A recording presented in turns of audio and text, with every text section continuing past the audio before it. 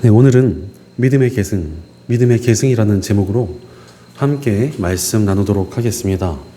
최근에 방송가에서 MG라는 말을 정말 많이 사용하고 있습니다. MG가 무엇인가 하면 1980년대부터 2000년대 초반까지 출생한 세대를 뜻하는 말입니다. 여러분 잊지 마셔야 될 게 있는데 저도 MG에 속해 있습니다. 정말 아슬아슬하게. 한마디로 이 MG라는 것은 이 젊은 세대들을 뜻합니다. 젊은 세대라는 겁니다, 제가. 네.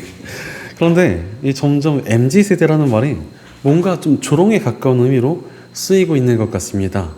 예의나 개념도 상실한 철없는 행동들이 다 MZ 세대의 특징이다, 이런 식으로 몰아갑니다. 젊은 층이 과소비가 심하다, 이것이 MZ 세대의 특징이다. 젊은 세대들이 예의가 없고 개념이 없고 남을 배려하지 않는다, 이것이 MZ 세대다. 다 이런 식으로 몰아가는 것입니다. 그래서 어떤 사람들은 분개하면서 아니, 힘도 없는 젊은 세대가 풍자의 대상이 되는 게 맞느냐? 이것은 옳지 않다, 이렇게 말하기도 합니다. 그러나 인류 역사를 보면은 청년 세대들을 향한 이 비판은 항상 존재해 왔습니다. 이전에 X세대에도 알 수 없는 세대다라며 X라는 별명이 붙었고, 또 비판한 기사들도 굉장히 많이 나왔으며 그들의 행동을 우스꽝스럽게 묘사하는 경우도 굉장히 많았습니다. 젊은 세대들이 기성세대들의 마음에 들 수가 없기 때문에 그렇습니다. 심지어 수천 년 전에 이집트에 비석이 발견된 적이 있다고 합니다. 그래서 대체 얼마나 대단한 내용을 새겨두었을까 하며 학자들이 막 달라붙어서 번역을 해봤습니다. 그랬더니 거기 이렇게 쓰여 있었다고 합니다. 요즘 젊은 애들 버릇없다. 인간의 당연한 반응입니다.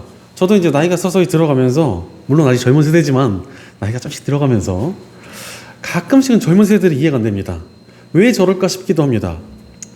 하지만 냉정하게 생각을 해보면은 저도 젊은 시절에는 비슷했거나 좀 더 안 좋았을 것 같다는 생각이 많이 듭니다. 게다가 또 우리에게는 좀 세상과는 다른 시각이 필요합니다. 우리는 하나님의 백성이기 때문에 그렇습니다. 하나님의 백성도 똑같이 젊은 세대를 향해서 혀를 끌끌 차면서 이해를 못하겠다라고 비난하는 것은 뭔가 좀 잘못된 것 아니겠습니까?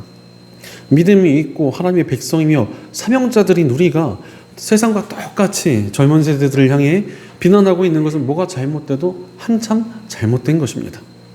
세상과 크리스천들이 좀 잘나야 되는 거 아니겠습니까? 사실 기독교 안에도 다음 세대에 대한 열풍이 불었습니다.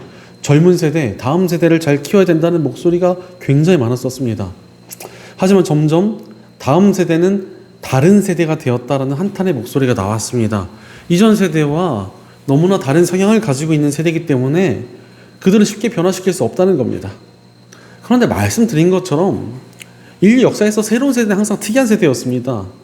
기성세대가 그들을 마음에 안 들어하는 것은 너무나 당연한 일이었습니다. 그러니 믿음이 있는 기성세대들의 역할은 절대로 비판이 아닙니다. 나보다 어린 세대들을 믿음의 길로 바르게 인도해 주는 것이 필요합니다. 심지어 20대 초반의 젊은이들 역시도 나보다 더 어린 세대들을 믿음으로 계속 이끌어가 줘야 된다는 확고한 목표를 가지고 있어야 합니다. 그래야 믿음의 세대들이 계속 자라날 수 있다는 것입니다. 그러니 기성세대들은 젊은 세대들을 바른 길로 잘 부드럽게 인도해 주는 것이 필요합니다. 젊은 세대들도 마찬가지로 나는 젊으니까 어쩔 수 없어, 젊은 친구들 다 그러고 노는데요, 이러면서 세상에 휩쓸려서는 안 된다는 것입니다. 젊은이가 할 수 있는 믿음의 도전들을 향해 나아가고 믿음의 길을 잘 배워나가야 한다는 것입니다. 이런 선한 믿음의 도전들이 나타날 때 새로운 세대가 온전히 세워지고 모든 세대가 조롭게 하나님의 일을 이뤄낼 수 있게 되는 것입니다. 바로 모든 세대가 한 마음으로 믿음의 계승이란 중요한 가치를 지켜내며 믿음을 이어가야 합니다. 그런데 지금의 시대를 기독교의 위기다, 이렇게 많이들 이야기합니다. 지금 기독교가 큰 위기에 처해 있고 미래가 정말 막막하다는 것입니다. 그런데 여러분, 언제는 위기가 아니었습니까? 처음에 한반도에 기독교가 들어왔을 때 서학이라 불리면서 핍박당했습니다. 믿다가 걸리면 잡혀서 귀양 가고 사형을 당하기까지 했습니다. 일제감정기 때도 기독교인들이 신사참배 안 한다고 고문당하고 죽임당했습니다. 광복 이후에는 괜찮았습니까? 6.25 전쟁 때는 공산당들이 기독교인들을 잡아 죽이고 학살까지 했습니다. 전쟁 이후로도 예수 믿는다고 길에서 뺨 맞거나 돌을 던지는 사람들도 있었습니다. 그래서 오죽했으면 과거에 예배드리러 가시는 분들이 성경책을 신문지에 돌돌 싸가지고 다니시기도 했습니다. 그러나 그 이후에 어떻게 됐습니까? 기독교가 어마어마한 성장을 이루었습니다. 거대한 교회 건물도 많이 생기고 기독교인들 정말 많아졌습니다. 오히려 정치인들조차 함부로 할 수 없는 거대한 세력이 되었습니다. 그러다가 이제 다시 조금 어려운 시기가 찾아온 것입니다. 하지만 여전히 과거의 핍박과 박해가 있던 시절에 비하면 너무나 많은 자원과 기회를 가지고 있습니다. 오히려 이 시기를 잘 견뎌내며 믿음을 잘 계승시키고 발전시키면 다시 부흥의 기회는 오게 되어 있습니다. 아무것도 두려울 필요가 없습니다. 그저 우리는 믿음의 계승을 추구하며 믿음을 이어가야 합니다. 그렇게 크리스천들이 믿음의 계승이라는 가치를 품고 나아갈 때 하나님의 역사는 반드시 일어날 것입니다. 이것이 우리 하나님의 백성들이 가져야 할 믿음입니다. 오늘 본문의 갈렙도 그러했습니다. 노년의 갈렙은 믿음의 계승에 대한 고민을 가지고 있었습니다.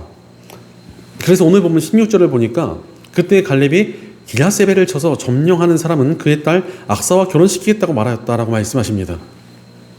갈렙과 유다 백성들이 이 기랴세벨이라는 곳을 공격할 준비를 하고 있었습니다.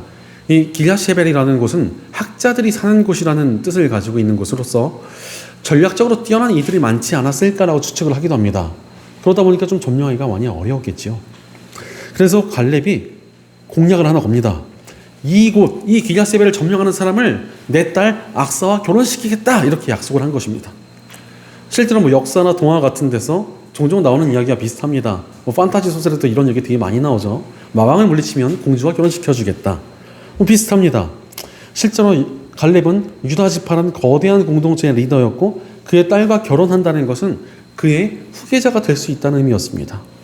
그런데 갈렙이 하나님의 사람, 믿음의 사람인 갈렙이 왜 이러한 공약을 걸었는지 좀 이해가 안 될 수도 있습니다. 그냥 힘센 사람을 뽑으려는 건가 싶기도 하고 좀 인권을 좋아하시는 분들이 볼 때는 어떻게 감히 사람을 상품으로 걸 수 있느냐, 이것은 인간의 상품하다 이러면서 화가 날 수도 있을 것 같습니다. 그러나 유다 지파의 리더란 절대 만만한 자리가 아니었습니다. 이스라엘의 강한 지파 중에 하나로서 선봉에 있어서 하나님의 싸움을 감당해야 되는 것이 바로 유다 지파의 역할이었습니다. 그러니 아무나 뽑을 수 없고 하나님의 싸움을 치러낼 수 있는 사람을 뽑아야만 했습니다. 실제로 갈렙에게는 아들들도 있었던 것으로 보이지만 그 아들들의 행적을 보면은 딱히 믿음의 싸움을 해낸 사람이 없습니다. 아마 아들들이 갈렙의 눈에 그리 차지 않았던 것 같습니다. 오히려 딸인 악사가 담대한 여장부였기에 그녀와 함께 믿음의 싸움을 할 사람을 찾았던 것으로 보입니다. 바로 갈렙은 믿음의 계승과 발전을 고민하던 사람이었으므로 유다 백성들의 믿음을 성장시키기 위해서 이러한 약속을 한 것입니다. 실제로 이렇게 믿음의 계승에 대한 고민을 하지 않으면 당연히 문제가 생길 수밖에 없습니다. 세대 간의 갈등은 커질 수밖에 없고 믿음의 붕괴가 일어납니다. 믿음과 믿음이 이어지지 않기 때문에 그렇습니다. 안타깝게도 한국 기독교 안에 믿음의 계승에 대한 고민이 상실된 지 오래입니다. 다들 자기 교회와 내 삶의 이익을 위해서 살아가며 너무나 짧은 시야를 가지고 있습니다. 믿음을 어떻게 계승시켜 가야 되는가를 생각하면서 멀리 보려고 하진 않습니다. 그저 내 교회 부흥시키고 내가 부자가 되며 내 자식만 성공하기를 바랍니다. 그러면서 젊은 세대들한테 철없다, 옷이 불경스럽다, 니들 예배 드린 건 제대로 된 예배가 아니다 라고 비난이나 하고 있습니다. 젊은 세대들도 마찬가지로 이 기성세대들이 지켜온 신앙적인 가치들을 무시하며 그들을 비판하기만 급했습니다. 그러니 더욱 성장하지 못하고 지금 기독교 사회가 흔들리고 있는 것입니다. 그러나 이런 시대일수록 더욱 믿음의 성장과 계승을 바라보며 믿음을 이어가야 합니다. 그렇게 믿음의 계승이 이루어질 때 하나님의 역사가 나타날 것이고 새로운 부흥의 역사를 위한 영적인 발판이 주어질 것입니다. 그렇다면 우리가 믿음의 계승을 위해서 구체적으로 어떠한 마음을 가지고 있어야겠습니까? 첫째로 믿음의 계승을 위해서는 위닝 스피릿을 가져야 합니다. 우리 믿음을 강하게 만들어주는 것이 무엇입니까? 바로 믿음으로 승리했다는 경험입니다. 하나님께서 이스라엘 백성들을 이집트에서 탈출시키실 때 바로 나오게 하지 않으셨습니다. 그냥 바로 나와 뿅 이렇게 안 하시고 이집트 파라오와 싸워서 믿음으로 승리하게 하셨습니다. 왜 그렇게 하셨습니까? 믿음의 승리를 통해 이스라엘 백성들의 믿음을 키워주시기 위함이었습니다. 그래서 이스라엘 백성들이 약속의 땅 가나안에 도착했을 때도 그 땅을 비워두고 마음껏 살아라 이렇게 안 하셨습니다. 그것에 자리 잡고 있는 악한 족속들과 믿음의 싸움을 치르게 하셨습니다. 승리를 통해 믿음을 키워가도록 준비해 두신 것입니다. 하나님께서는 믿음의 승리를 통해서 믿음이 성장한다는 것을 너무나 잘 알고 계시는 분이십니다. 그러니 믿음의 싸움에 참여하게 하시고 승리하게 해주신 것입니다. 사실 오늘 갈렙이 전쟁에서 승리한 사람에게 내 딸을 시집 보내겠다라고 약속한 이유도 여기에 있습니다. 자신이 속한 유다 지파의 믿음을 키워주기 위함이었습니다. 승리를 갈구하고 꿈꾸는 사람이 되도록 승리에 대한 열망을 불어 넣어준 것입니다. 이것이 바로 우리 믿음의 사람들이 가져야 될 자세입니다. 우리는 그냥 대충 살아가는 사람들이 되어서는 안 됩니다. 승리를 위해서 살아야 합니다. 그런 의미에서 참 유명하지만 제 마음에 별로 안 드는 문구가 하나 있습니다. 오늘도 무사히라는 말입니다. 오늘도 별탈 없이 평안하게 하루가 지나가길 기도하는 문구입니다. 그러나 이것은 우리 크리스천들이 가져야 될 신앙과는 좀 다른 것 같습니다. 우리가 가져야 될 신앙은 오늘도 무사히 때우자가 아니라 오늘도 승리여야 합니다. 우리는 승리를 간절히 바라야 합니다. 내 안에서 일어나는 죄와 거룩함이라는 싸움에서 믿음으로 살아가는 삶을 이뤄가는 것에서 삶에서 닥쳐오는 영적인 도전들에 대해서 승리를 간절히 바라야 된다는 것입니다. 그렇게 승리를 갈구하는 정신이 우리의 믿음을 강하게 합니다. 사실 이 시대의 젊은 크리스천들의 가장 큰 약점이 여기에 있는 게 아닐까 싶습니다. 이전 시대만 해도요, 믿음으로 승리하는 것을 굉장히 많이 볼 수 있었습니다. 핍박 속에서 믿음을 지키며 순교하고 승리한 사람들이 있었습니다. 어려움 가운데 믿음으로 극복하신 분들도 굉장히 많았습니다. 아무것도 없는 가운데 부흥을 이루는 믿음의 승리가 있었습니다. 기성세대들이 믿음으로 승리하는 모습을 많이 보여주었던 것입니다. 그러니 믿음의 승리를 꿈꾸고 승리에 대한 갈망을 가질 수가 있었습니다. 그러나 지금의 시대는 어떻습니까? 기독교가 사회적으로 지탄의 대상이 되기도 하고 교회와 목회자들의 비리 문제가 계속 터져 나왔으며 부흥의 물결이 완전히 꺾여버린 모습도 보게 되었습니다. 믿음으로 승리한다는 것을 본 적이 없게 된 것입니다. 그래서 어떤 목사님께서는 이 시대 젊은이들이 가진 최대의 비극은 부흥이라는 것을 경험하지 못한 것이다 라며 한탄하기도 하셨습니다. 그러나 하나님께서는 이미 성경 속에 또 기독교 역사 속에 수많은 믿음의 승리를 적어두셨습니다. 그러니 우리는 여전히 믿음의 승리를 꿈꿀 수 있고 그 승리를 갈구할 수 있습니다. 그러므로 우리는 믿음의 승리를 갈망하며 믿음을 이어가야 합니다. 승리를 바라는 그 정신이 우리의 신앙을 강하게 하며 이어지게 할 것입니다. 그럼에도 불구하고 많은 이들이 승리를 바라보지 않고 그냥 살아갑니다. 아니, 승리라는 것을 좀 피곤하게 꼭 꿈꿔야 되나? 그냥 오늘도 무사히 지내기만 하면 되지라고 생각을 하는 것입니다. 왜 그렇습니까? 영적인 패배의식 때문에 그렇습니다. 믿음으로 이겨본 적도 없고 믿음으로 승리해 본 적이 없으니까 승리를 꿈꾸지 못하는 것입니다. 믿음으로 정말 이겨낼 수 있고 승리할 수 있다는 것을 믿지 못합니다. 그러니 믿음의 승리를 바라보지 못하는 것입니다. 늘 삶에서 죄에 무너지고 세상의 유혹에 넘어져 본 적밖에 없으니까 감히 승리를 꿈꾸지 못하고 살아갑니다. 게다가 시대적으로도 교회가 믿음의 승리를 보여주지 못하고 믿음의 사람들의 신앙의 힘으로 승리했다는 소식이 들리지 않으니까 더욱더 승리를 꿈꾸지 못하는 것입니다. 그러나 여러분, 우리는 승리를 꿈꾸며 살아가야 합니다. 승리하는 정신을 가지고 살아가야 한다는 것입니다. 그렇게 크리스천들에게 참으로 중요한 것은 삶에서 작은 승리들을 채워가는 것입니다. 오늘은 어제보다 좀 더 나은 내가 되도록 승리하는 것. 어제는 졌었던 유혹에 오늘은 승리하는 것. 작더라도 믿음으로 승리를 거두는 것들이 우리를 성장시킵니다. 어제는 성경 한 절도 못 읽고 잤던 내가 오늘은 말씀 읽기에 승리하고, 기도를 잊었던 내가 오늘은 조금이라도 기도에 승리하는 삶을 사는 것입니다. 이전에는 섬김에 실패했고 예배를 지키지 못했지만 이제는 섬기는 나로, 예배하는 나로 승리를 채워갈 때 우리가 성장하게 되어 있습니다. 이런 승리를 향한 삶의 자세가 우리 믿음을 키워갑니다.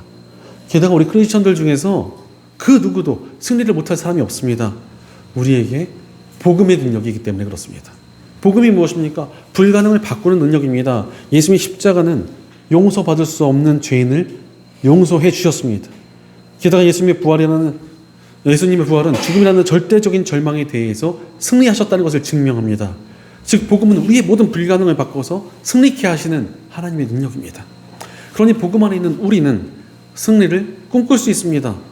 그러므로 우리는 복음 안에서 승리를 통해 믿음을 이어가야 합니다. 삶에서 승리를 쌓아가고 승리하는 정신을 품으며 승리하는 신앙을 이어나갈 때 우리 믿음이 온전히 서고 온 세대가 바로 세워질 수 있습니다.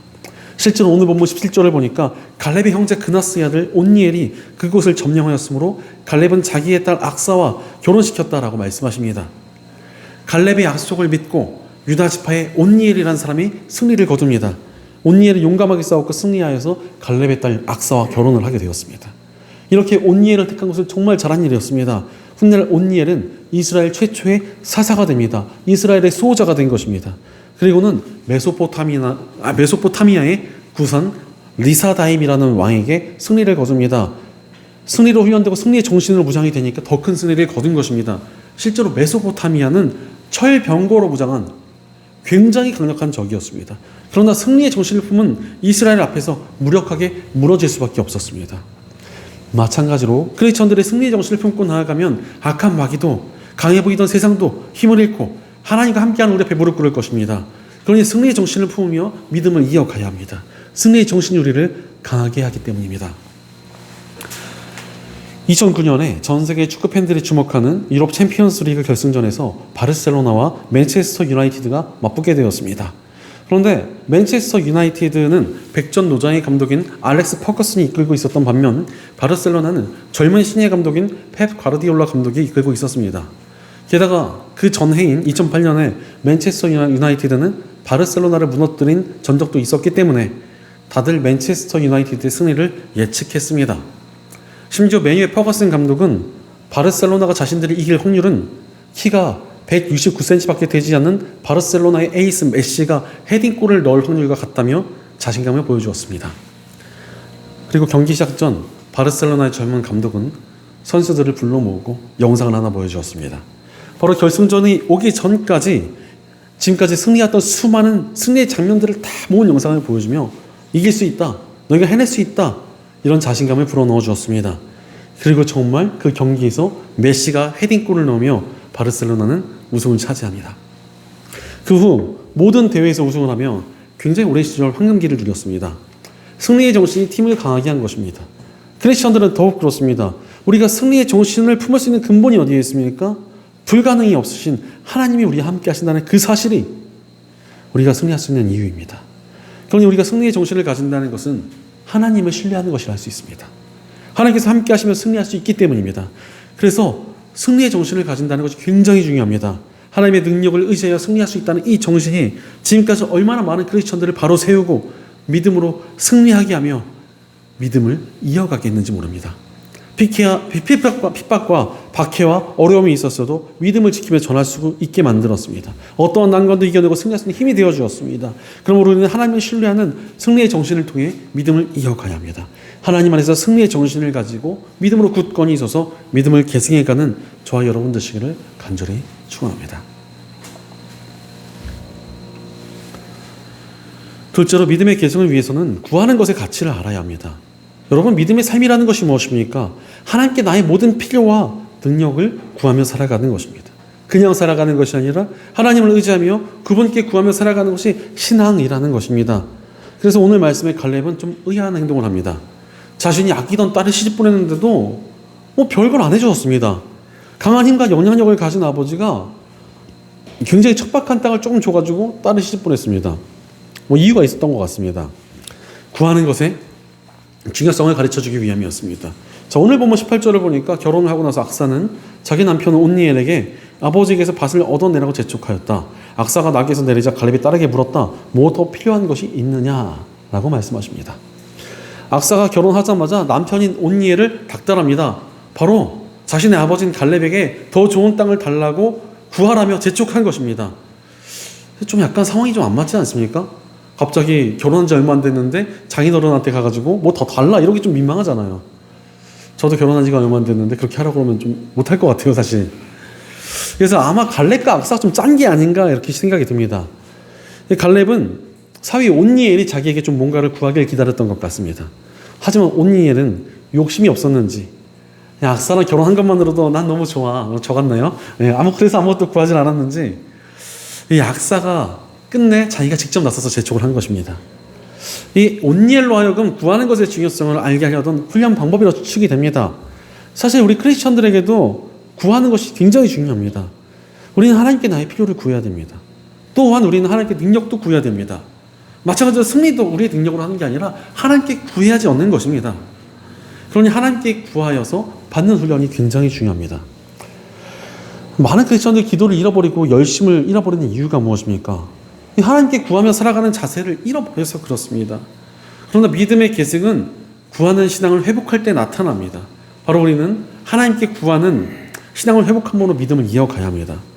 실제로 자녀를 굉장히 잘 키우는 믿음의 부모님들 보니까 이런 훈련을 너무나 잘하십니다. 자녀가 뭘 달라고 해도 그냥 안 주십니다. 기도해라. 정말 필요해도 주질 않으십니다. 일단 기도해봐라. 그리고 믿음으로 구하게 하시고 믿음으로 구하는 모습을 본 다음에 그 응답스러운 그 물건을 딱 사주는 겁니다. 그러니까 애들이 받고 나서 응답이 되는구나 막 할렐루야 외치다가 막 난리가 나고 믿음이 성장하는 것입니다. 그런데 어떤 분들 보니까 별 생각 없이 성적 올리면 사줄게, 네가 이쁘니까 사줄게 이러면서 중요한 신앙 교육의 기회를 다 놓쳐버립니다. 그러나 하나님께 구하고 살면 하나님께서 가장 좋은 것을 주신다는 공식이 마음에 배어야 됩니다. 그러니 우리는 간구함을 늘 기억하며 믿음을 이어가야 합니다. 그럼에도 불구하고 간구하지 않는 사람들이 참 많습니다. 왜 그렇습니까? 믿음으로 받을 것이라는 확신이 부족해서 그렇습니다. 사실 확신이 있으면 간구를 안 할 사람 어디에 있습니까? 뜯어 말려도 정말 온갖 것을 다 가지고 나와서 간구할 것입니다. 그러나 확신이 부족하니까 간구하지 않는 것입니다. 하지만 하나님께서는 구하는 이들에게 반드시 베푸시는 분이십니다. 심지어 구하면 주십니다. 다만 그 때나 방법이나 주시는 것이 우리 생각과 좀 다를 뿐입니다. 그러나 가장 좋은 때에 가장 좋은 방법으로 가장 좋은 것을 주십니다. 우리 하나님께서는 가장 선하시며 지혜로운 분이시기 때문에 그렇습니다. 무엇보다도 가장 선하시며 지혜로우신 우리 하나님께서 복음을 통해 우리를 자녀로 삼아 주셨습니다. 사랑하는 자녀가 구하는데 외면할 부모님이 어디에 있습니까? 게다가 우리 하나님께서는 능력도 많으신 분이십니다. 자녀들이 구하는 것을 못 주실 분이 아니시라는 것입니다. 오히려 자녀들에게 가장 알맞은 때 가장 좋은 방법으로 가장 좋은 것을 주십니다. 오늘 본문 19절을 봐도 악사가 대답하였다. 저희 부탁을 하나 들어주시기 바랍니다. 아버지께서 저에게 이 메마른 땅을 주셨으니 샘 몇 개라도 주시기 바랍니다. 그는 딸에게 윗샘과 아랫샘을 주었다라고 말씀하고 있습니다. 딸인 악사가 갈렙에게 구하니까 갈렙이 묻지도 따지지도 않고 그냥 줍니다. 구하면 받는다라는 훈련을 너무나 잘 시킨 것 같습니다. 사실 믿음은 이런 것입니다. 구하면 받습니다. 그것도 하나님께서 가장 합당한 것으로 베풀어 주십니다. 그러니 구하는 훈련이 필요합니다. 삶의 모든 영역을 하나님께 다 맡기고 구해야 된다는 것입니다. 작은 일을 할 때조차 하나님께 구하고 맡기는 것이 우리의 신앙을 키워줍니다. 그렇게 하나님께 구하며 맡김으로 얻었을 때 그것이 또 우리에게 믿음의 승리로 다가오기 때문에 그렇습니다.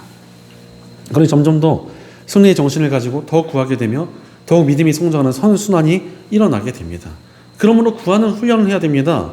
실제로 기독교 역사 속에서 부흥의 역사가 그냥 온 적이 없습니다. 강력한 기도 속에서 나타났습니다. 하나님께 간절히 구할 때 부흥의 역사, 능력의 역사, 믿음의 역사가 일어났다는 것입니다. 지금 시대의 문제가 무엇입니까? 청년들이 간절히 구하지 않습니다. 자극적인 유튜브 영상 몇 개 보고 나서 그게 대단한 신앙이구나 이러면서 자극적인 말도 안 되는 방법을 그냥 쫓아가서 따라합니다. 그리고 자기가 뭔가 대단한 믿음을 가지고 착각을 합니다. 유명한 목사님들의 설교를 많이 들어놓고서 이게 내 신앙인 줄 알고 착각을 합니다. 게다가 또 기성세대들도 하나님께 구하는 대신 자신의 세상적인 힘과 재산에 의지하고 자랑하는 모습을 보여왔습니다. 그러나 신앙이라는 것은 하나님께 나아가 그분께 간절히 구하며 하나님의 손길을 경험하는 것입니다. 이러한 훈련이 진짜로 신앙을 키우는 길입니다. 그러니 이제 우리 모두는 하나님께 간구하는 신앙을 회복해야 합니다. 그것이 지금 우리에게 닥친 위기를 극복하고 하나님의 새로운 역사를 이뤄내는 길입니다. 그러니 간구함을 회복하며 믿음을 이어가야 합니다. 우리의 간구가 있을 때 하나님의 역사는 다시 일어날 것이며 우리 믿음은 더욱 굳건히 세워질 것입니다. 예수님께서 말씀하셨듯이 우리의 간구에는 산조차 옮길 능력이 있습니다. 그러니 하나님께 간구하는 마음을 회복하여 더욱 굳센 믿음으로 세워져 믿음을 계승해가고 승리하는 저 여러분 되시기를 간절히 축원합니다. 사랑하는 여러분, 믿음을 잘 이어가는 일에 쓰임받고 계십니까? 우리는 믿음의 사람이므로 믿음을 이어가는 일에 기여할 때 진정으로 온전하게 쓰임받을 수 있습니다. 우리가 다음 세대로서 온전히 서야 하고 또한 우리의 다음 세대를 바로 세워가야 합니다. 그 일에 쓰임받는 일을 하나님께서 찾고 계시며 그의 삶의 믿음의 능력과 은혜를 풍성히 베풀고자 하십니다. 그러니 우리는 우리의 삶을 다해 믿음을 이어가야 합니다. 유다 왕국 말기에 선지자 예레미야는 레갑 족속이라는 사람들을 만납니다. 그들은 자신들의 선조인 요나답의 명령을 지키며 철저히 믿음을 이어가던 사람들이었습니다. 그런 레갑 족속을 보시며 하나님께서는 격동의 시대 가운데서도 그들을 지켜주시고 그들의 후손 가운데 하나님께 쓰임받는 사람들이 끊이지 않게 하시겠다라고 약속해 주셨습니다. 하나님께서는 믿음을 이어가는 이들에게 은혜를 베푸시며 능력을 베풀어 주시는 분이십니다.